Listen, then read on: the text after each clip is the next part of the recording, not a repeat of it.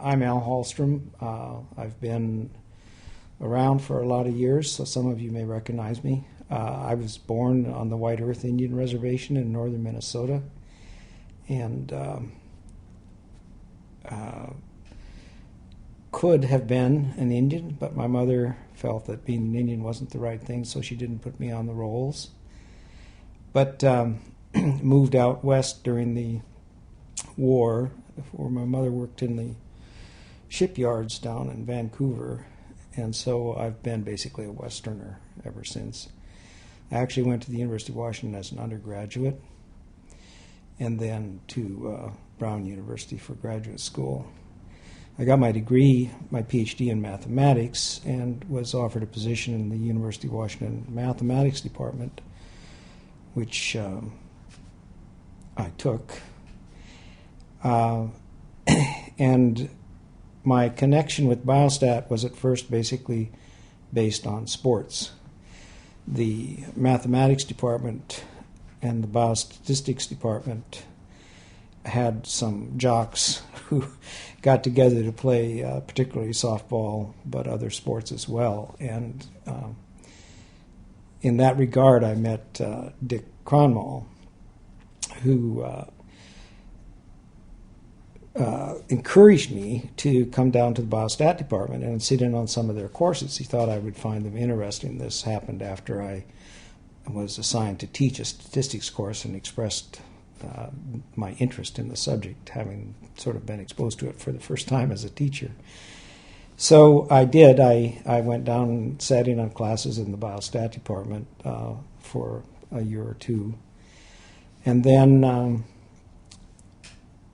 essentially left the math department and went to the biostat department as a sort of ad lib member of the faculty, assigned largely to consulting. At that time, one person was sort of in charge of consulting with people from the medical school, medical students, etc., who came in for extra help, and I was given that assignment. After about a year of that, I took a position in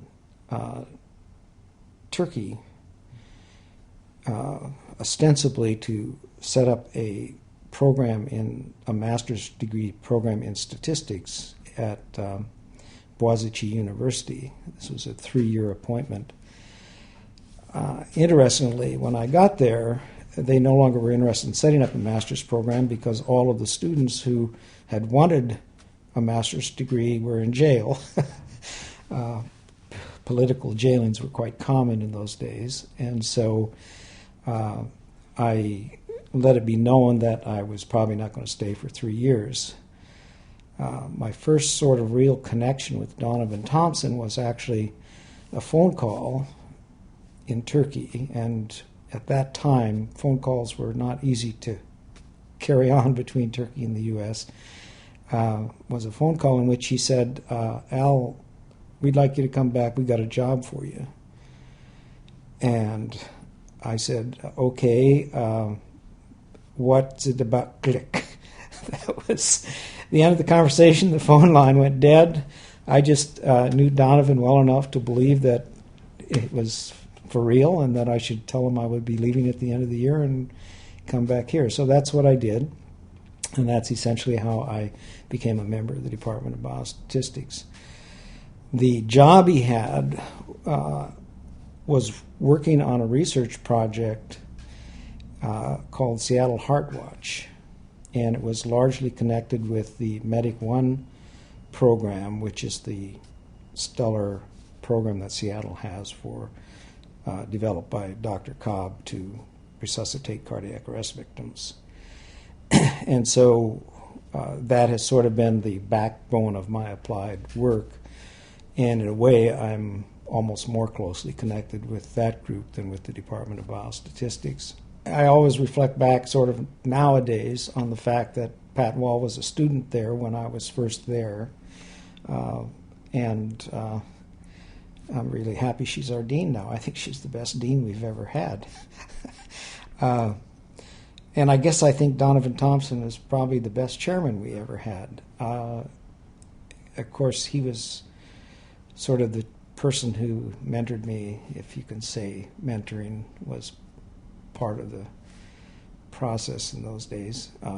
It wasn't nearly as much as the mentoring that goes on today.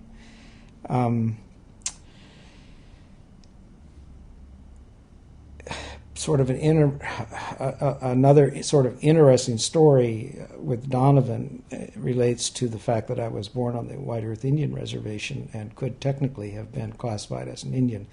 When he found out about that, he offered to pay the legal costs of seeing that was done, because then I would have counted as a minority on the faculty, which would have been a big plus for federal issues and so forth. But we never went through with that, which I regret now, because there's now a big casino on my reservation, and I would be getting a check every year. But anyway, I guess historically, sort of the next change, I kept working with the Medic One program, was doing some teaching. At one point in time, Donovan basically told me I had to take charge of the sort of computer center that we had at that time, because frankly I think they couldn't find anybody else who was willing to do it. But sort of the next big change was actually in conjunction with Lloyd Fisher, who had actually been in the math department before I'd gotten there and had moved down to biostat before I moved down to biostat, so I was sort of following in his footsteps. He and Dick Cronmall had sort of formed the first large coordinating center to do randomized trials in heart disease. And it was called the coronary artery surgery study, which went on for a long time. And subsequently, as it was dying down, Lloyd wanted to apply to be a coordinating center for another heart disease study dealing with arrhythmia, and he asked me to join with him in doing that. So we did apply and were successful and became the coordinating center for something called the Cardiac Arrhythmia Pilot Study, which was a pilot study of drugs for treating heart arrhythmias. At that time, Lloyd was a little antsy and decided to go to the Mayo Clinic, I think because the money was a lot better. So he sort of left right after we got that grant, and I got thrust into my hands as the PI instead of as a co-PI or as a assistant PI or whatever I had been before that. And that sort of is the other channel of the direction that I've gone. From that time on, I've sort of become largely involved with randomized trials and with being the coordinating center for randomized trials. And so a lot of the work that I've done since then has been to build up what I think is a very good group of people to conduct randomized clinical trials. And we've done, in a way, I'm the kiss of death, because virtually every randomized trial that my group has done has turned out to show that the new therapy was actually harmful rather than the reverse. The pilot study was followed by a survival trial, which has actually become famous, called the Cardiac Arrhythmia Suppression Trial, or CAST, probably more frequently quoted in statistical literature than in medical literature because of the lesson that it taught about the use of surrogate endpoints. That trial showed that drugs that everybody thought were like the saviors for heart arrhythmia were actually killing people at a rate 3 times greater than placebo. From there, basically, my work has continued to be largely either connected with emergency medical care through the Medic One, my association with the Medic One program, or continuing to do randomized trials in arrhythmia. And to date, we've done about 4 or 5 such trials, and as I said, most of them have turned out to be the opposite of the expectations of the medical community. So I'm not necessarily a persona grata at some of the companies that have been involved in these various drugs and devices. I think I don't really have a lot more to offer, because actually once I started that process of coordinating center work, and this is something that I have always felt badly about, and I've tried to change, but not maybe as aggressively as I should have, and that is that kind of effort is essentially forced off campus. And because I take seriously the management of those projects, I was essentially forced off campus. And so from that point on, my connection with the biostat corpus has diminished to the point where today I probably recognize very few of even the students who have come in the last 4 or 5 years. And I'm hoping that as I edge toward retirement, I'll spend more time in the department, and that will change back to more like it was at the beginning. It's, I think it's a really good department. It's a very bright department, but it's a very busy department. I guess my main sense of the department is that it has gotten extremely large.